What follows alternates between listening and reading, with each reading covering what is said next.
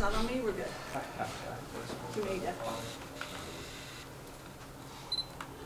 Coach, you've got a lot of spots to fill on the offensive side of the ball. How's the first 2 days going, and are you seeing some positive things out of the guys who have come in so far?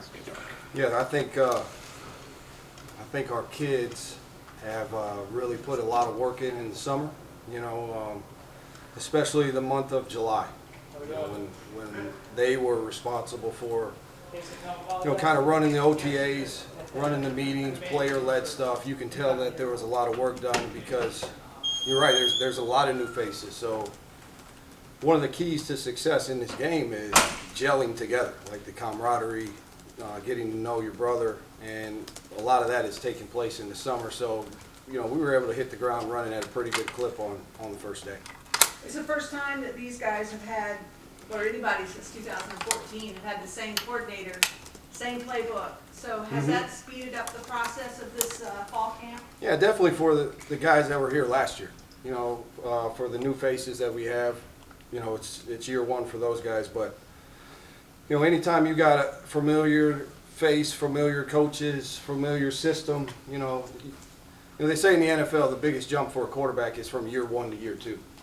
And that's just him being able to go through the same system and growing and learning and seeing the looks and making the checks. So, yeah, for the guys that were here last year, you're not starting at ground zero. So obviously a ton of new wide receivers now in that room. What are you kind of looking for here over the next couple of weeks to help you make your decisions for who's going to be starting at Michigan State? Yeah, see who is that we can trust. And as a player, you say, well, how can I earn your trust, coach? And at that position, it's being in the right spot at the right time. That's how you're earning the quarterback's trust. And then when the ball comes to you, making the catch. So there's a lot of variables that go into it, but at the end of the day, earning trust is knowing what to do, knowing how to do it, and then doing it that way every time. And with the ability to now plug and play a bunch of different guys who all deploy different skill sets, is that something that you think will help enhance the offense compared to LeJontay, who would be dominating that role? Yeah, no, I think there's a lot of competition at all three spots, the outside guys and the slot. So, the way we teach is a lot of progression reads. So, letting the defense, kind of dictate where the ball's going, meaning if one's not open, quarterback, you're responsible to get number two. And that's where I was saying the number two receiver being in the right spot at the right time. Have you felt that the quarterback position, how have you felt that the two quarterbacks, including Cam and Ty, have been gelling with the new wide receivers? No, I think, our quarterbacks have done an exceptional job, especially early in camp, of driving the offense, showing that command, that we harp on all the time. But shoot, it's hot out there, and you put the pads on today, and when guys start, it's almost like they're running in rain. You can hear them, but those guys driving it out of them, that's what it takes, motivating your unit, those things. That's what we're looking for at that spot. Coach, scheming for a left-handed quarterback versus a right-handed quarterback is obviously very different. How have you been able to have a offense that can help both succeed while still being balanced? Yeah, there's just some, if a quarterback's dominant hand, like if you feel like he can only roll out to that side, then obviously you're going to have to, accommodate that. Okay, but if your quarterback can go both left and right on the move, then there's not a lot of difference in calling it for a right-hander. Okay, so listen, I was in Miami with Tua as a lefty, so I've been there before. So now, with your experience of having Tua and having a lefty quarterback in the pro level, how has that really helped you expand this offense's horizons to be able to take that to the college level? Yeah, no, I think it started with, when Cam first got here, just watching Tua's feet. That guy is elite with his footwork, and the amount of time that he dedicates so that he's not thinking about it. His feet are always under him. That's why he's able to get the ball out so quick. So that's where it starts, and then, just being able to take some of the things that we did in the RPO game and applying it here. And then a pro style offense is something that it's a term that's been thrown around for years. Obviously, pro style offenses have changed in today's NFL and today's college versus 10 years ago.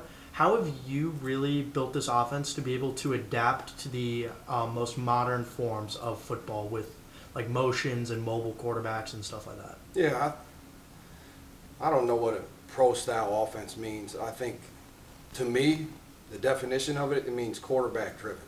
Like every offense at that level, the quarterback drives it.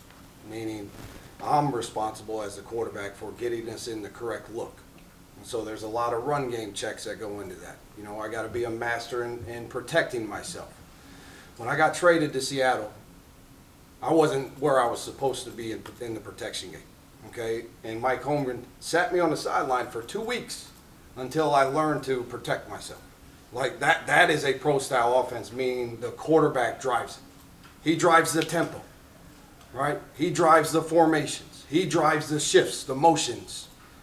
And that's what we try to do with our guys. And now we're able to talk to them, right? We got the comms in the helmet. So I think you can take advantage more of shifting and motioning. Because what happens when young quarterbacks get up at the line of scrimmage and they have a motion, they forget it. Because, shoot, I'm standing there, it's hot, these guys trying to hurt me. The last thing I'm thinking about is emotion, but if I can remind them before that 15-second timer goes off, then you can do more of it. Speaking of the comms, Charlie, do you like that system? Oh, I love it. I love it. You know, just having it as a player, you know, playing with the coach being able to talk to me, especially when I was in Seattle, because Mike Holmgren talked directly to us as the head coach.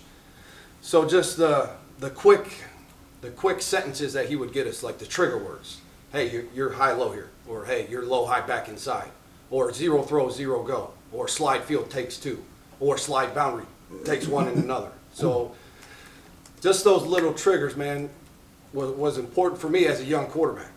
So having that as a player and then being able to do it with Tua in Miami, you know, I think you can overdo it, you know, with the information that you're going to give them. And I think that if you think you're going to go into the game and tell your quarterback to do on every play exactly what to do, I think it's going to catch up to you. Like, we're still in the business of developing young quarterbacks. Like, let's not lose sight of that. But if we can help them, let's help them. Does it almost take like a layer away from the quarterback? Like he doesn't have to look at the sideline and then relate the play. It's just here and tell the rest of the team. Yeah, and it's like a security blanket. You know, it's, hey, you're going to have somebody in your voice that's a reminder. And, you know, and don't take it as an insult. You know, I'm here to remind you. So even though I know you know, I'm still going to remind you.